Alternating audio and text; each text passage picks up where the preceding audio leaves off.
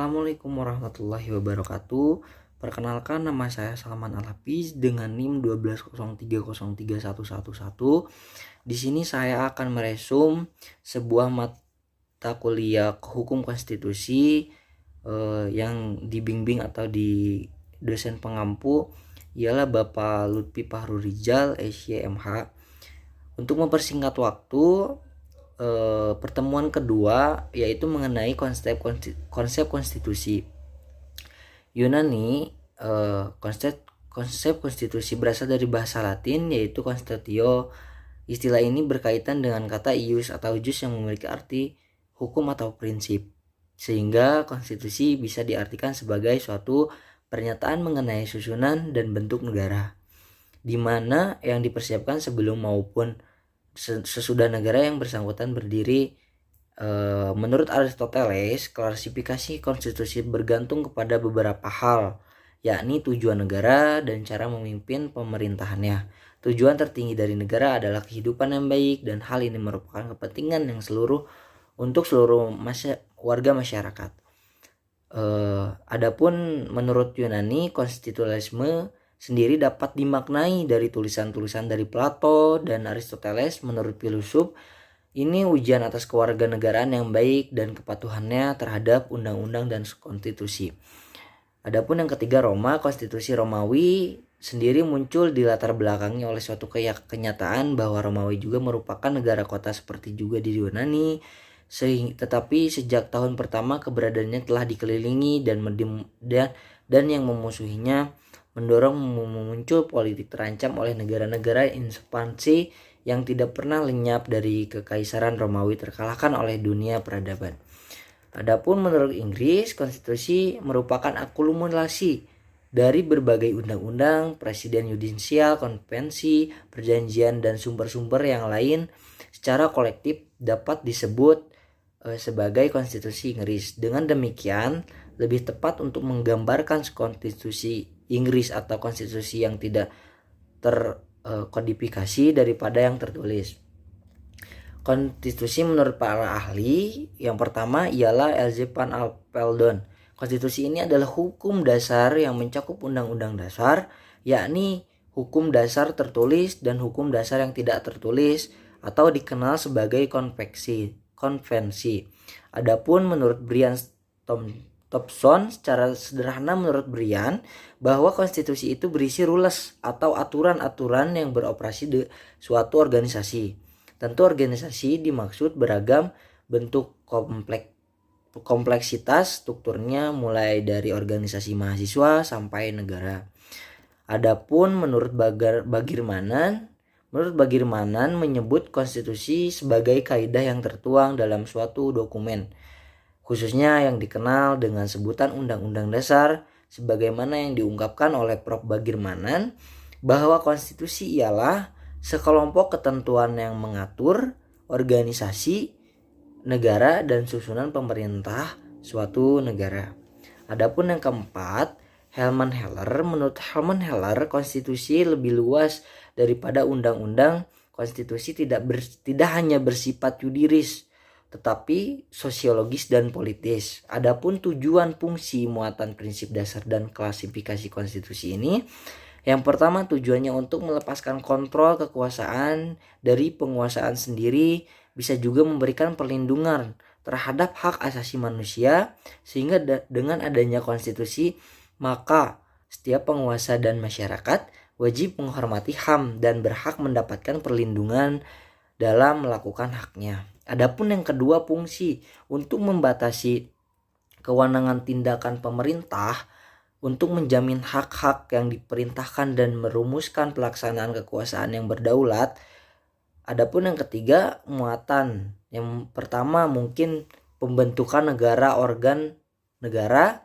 Yang kedua, pembagian kekuasaan kewenangan antar lembaga organ tersebut. Yang ketiga, pengaturan hubungan kewenangan antar lembaga organ negara tersebut. Adapun yang keempat, prinsip dasar. Prinsip dasar cita hukum idealis yang merupakan adalah maksud dari semangat visi misi dan obsesi yang melatar belakangi lahirnya atau dibuatnya suatu aturan hukum yang sering berhubungan dengan tempat dan di mana aturan tersebut dibuat. Yang kelima adalah klasifikasi. Klasifikasi adapun konstitusi tertulis dan konstitusi dalam bentuk tidak tertulis, written constitution and unwritten constitutional. Adapun konstitusi fleksibel dan konstitusi rigid. Fleksibel constitution dan rigid constitution.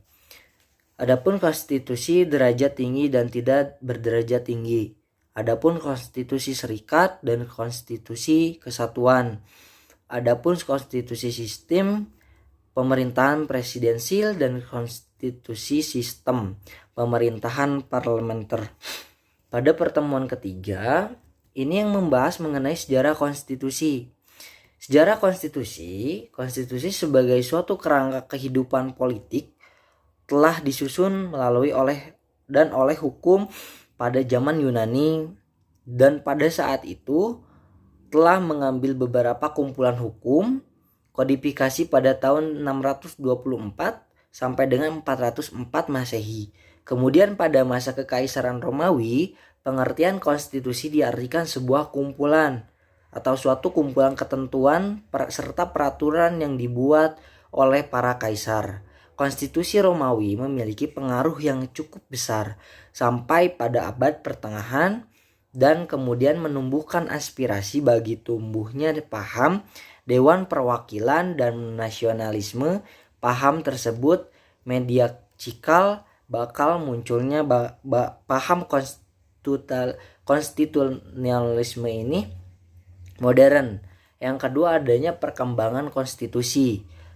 Rule of law adalah prinsip hukum yang menyatakan bahwa negara harus diperintah oleh hukum dan bukan sekadar keputusan pejabat serta individual. Prinsip tersebut biasanya merujuk kepada pengaruh dan wewenang hukum dalam masyarakat, terutama sebagai pengatur perilaku, termasuk perilaku yang menjabat pemerintah. Istilah ini berasal dari Inggris pada abad ke-16.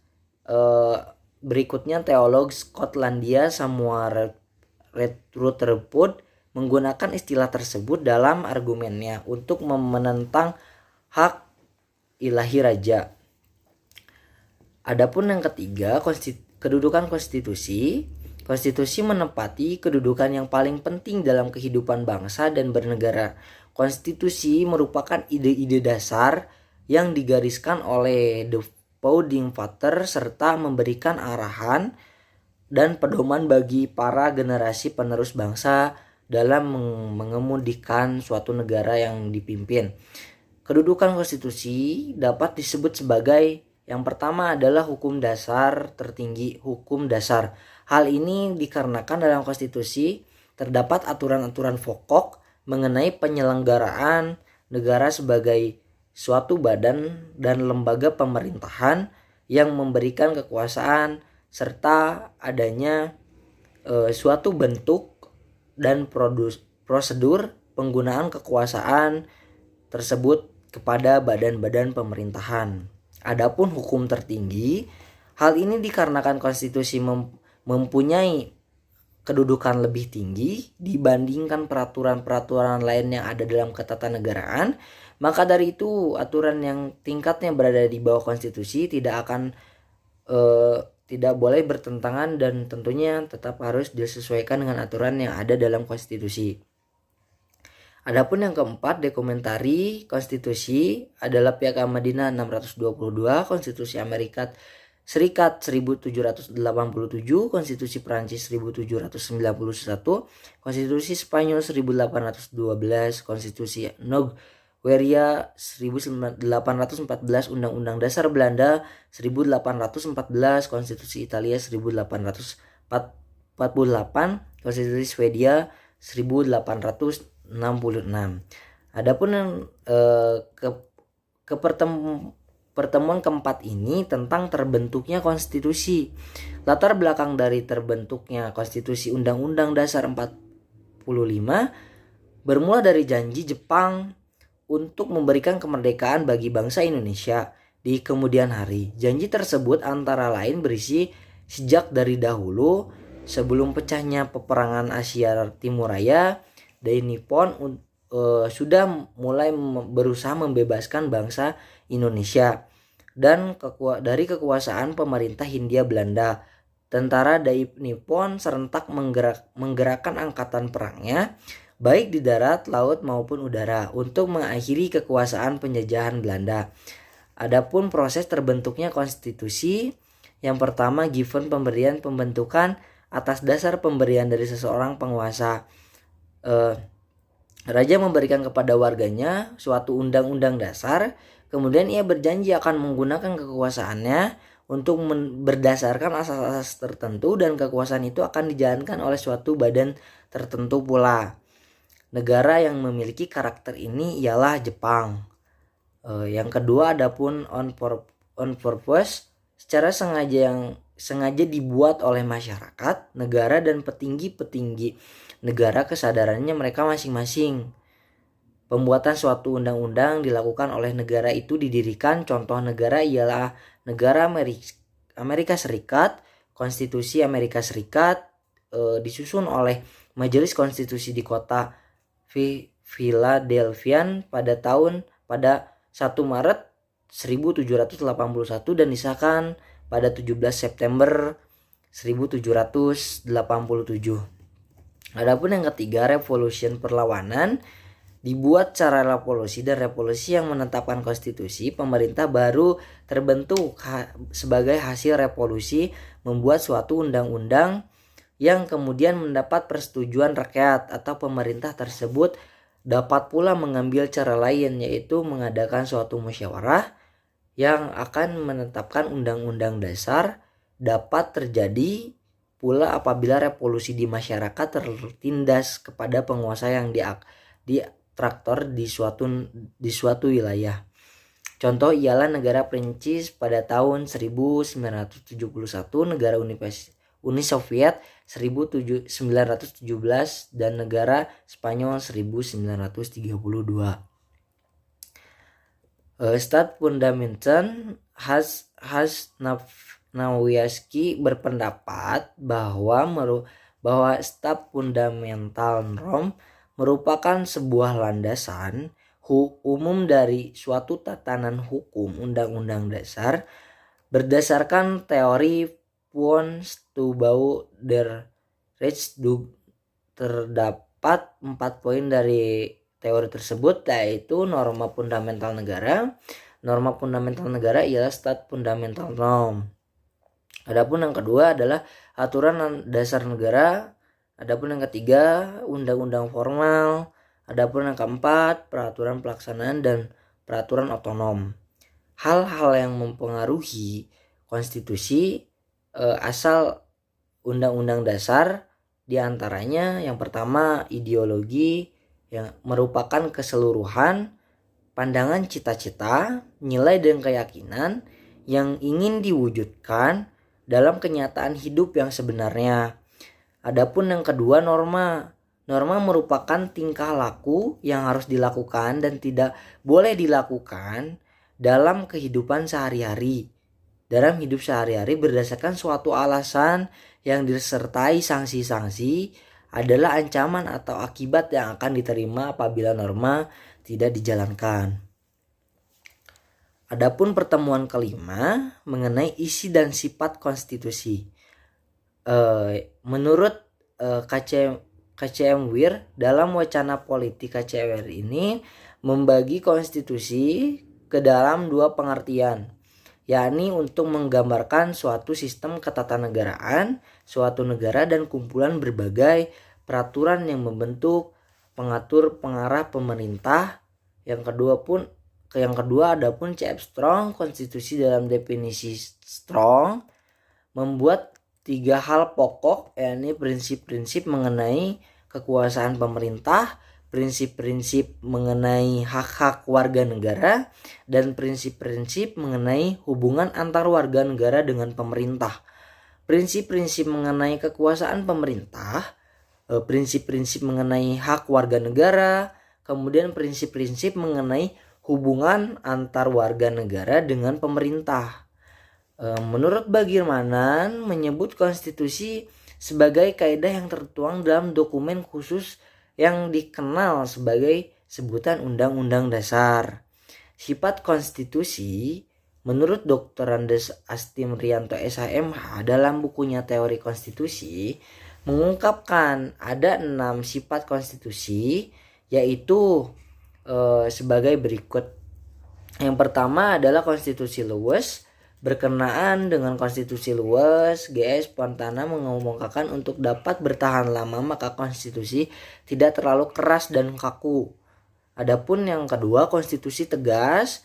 Menyangkut konstitusi tegas, GS Pinpolono menulis para pembela konstitusi tegas umumnya berpendapat bahwa sudah semestinya konstitusi ini harus tegas dan kokoh, kuat tahan untuk selama-lamanya atau setidak-tidaknya untuk yang cukup lama. Adapun konstitusi realistis berarti berdasarkan keadaan dan kenyataan yang ada. Konstitusi yang meninggalkan kenyataan atau tidak berguna karena tidak dapat dilaksanakan dan akan secara lenyap, orang tidak dapat melepaskan dan melahirkan dari kenyataan. Adapun yang keempat, konstitusi idealistis berkaitan dengan konstitusi realistis.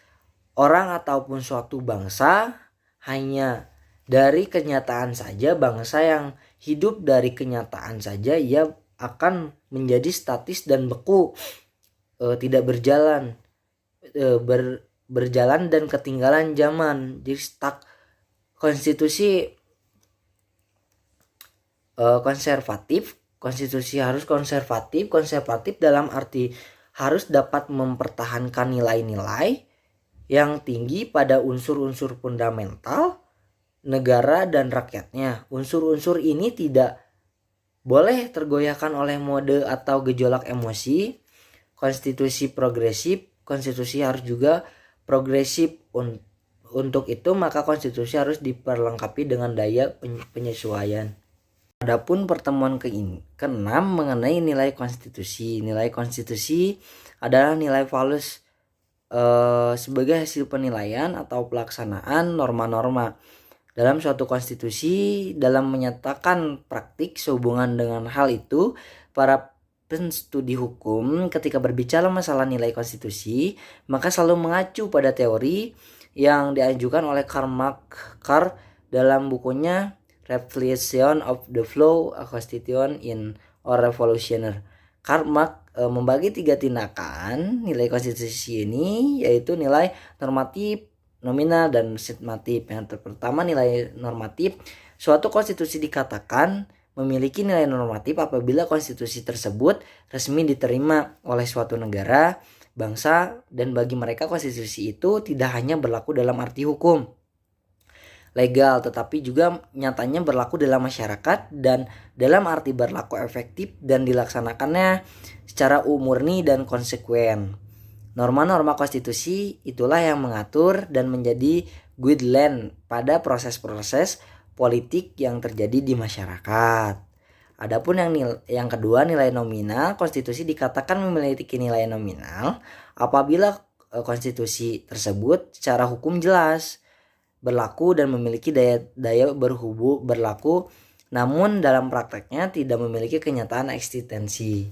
Adapun yang ketiga, nilai semantik. Suatu konstitusi tersebut konstitusi yang memiliki nilai semantik jika norma-norma yang terkandung di dalamnya secara hukum tetap berlaku, dalam kenyataan adalah sekadar untuk memberikan bentuk untuk melaksanakan kekuasaan politik semata. Adapun yang ketujuh pertemuan ketujuh mengenai perubahan konstitusi. Jika dalam sebuah nilai-nilai konstitusi sudah dianggap tidak relevan lagi, maka terdapat beberapa langkah yang dilakukan selanjutnya, yaitu perubahan konstitusi. Yang pertama, secara perubahan konstitusi, revolusi adalah suatu gerakan yang mengendaki perubahan total terhadap perubahan negara yang konstitusinya. Perubahan arti dari kalimat tetap adalah penafsiran ulang terhadap konstitusi yang berbeda dari sebelumnya. Perubahan formal adalah perubahan yang dilakukan perubahan redaksi dalam sebuah konstitusi tersebut tidak hanya sebatas penafsiran atau penjelasan saja. Keputusan hakim adalah mempunyai peran dan dalam konstitusi. Contohnya negara kita lembaga yudikatif yang disebut dengan MK. Mahkamah Konstitusi merupakan salah satu lembaga yang berwenang dalam hal perubahan konstitusi tersebut. Kebiasaan konstitusi adalah membicarakan tentang kultur. Ketika kultur dibangun dalam sebuah konstitusi tidak relevan dan tidak dianggap tidak sesuai kebiasaan, maka konstitusi tersebut dijadikan cara perubahan konstitusi. Adapun yang kedua, mendorong perubahan. Perkembangan peradaban revolusi industri 2.0, perang-perang faktor eksternal yang menyebabkan negara harus mengambil antisipasi bagaimana bisa untuk bertahan. Adapun yang krisis moneter, negara kesejahteraan dalam bentuk revolusi ketika suatu negara pada hari itu dirasa tidak bergerak maju mencapai nilai kesejahteraan bagi masyarakat negaranya dianggap tidak relevan, maka dibutuhkan perubahan. Pandangan masyarakat hal ini sangat mendorong dalam perubahan konstitusi, yang mana pandangan masyarakat ini berdasarkan dari suatu negara tersebut. Adapun yang ketiga, amandemen formal. Pada umumnya konstitusi bersifat kaku, irit dengan tujuan. Konstitusi diubah hanya dengan pertimbangan yang matang, bukan alasan sederhana atau serampang. Rakyat harus diberi kesempatan mengungkapkan pandangan sebelum dilakukan perubahan. Dalam sistem federal perlu adanya persetujuan negara bagian, hak individu dan masyarakat harus tetap dilindungi. Yang keempat, adapun cara perubahan konstitusi oleh lembaga legislatif. Pembubaran legislatif dan diikuti dengan pemilu. Sidang gabungan oleh rakyat melalui Pederum oleh sebagian besar negara, bagian oleh negara badan khusus. Adapun yang kelima, bentuk-bentuk perubahan. Fifth Forum of Member on and Quality Vote menggantikan renewal, merubah dan satu konstitusi dengan konstitusi yang baru tidak menyisakan sedikit pun daripada konstitusi yang lama atau perubahan total. Perubahan amandemen yang pertama menambahkan ketentuan, mengurangi ketentuan, dan mengubah ketentuan. Cukup sekian resum materi hukum konstitusi ini dari pertemuan pertama, dari pertemuan kedua sampai dengan pertemuan ketujuh. Mohon maaf bila masih banyak kekeliruan, bila masih banyak kekurangan, mohon dimaafkan. Saya pamit undur diri. Saya Salman Al-Hafidz. Wassalamualaikum warahmatullahi wabarakatuh.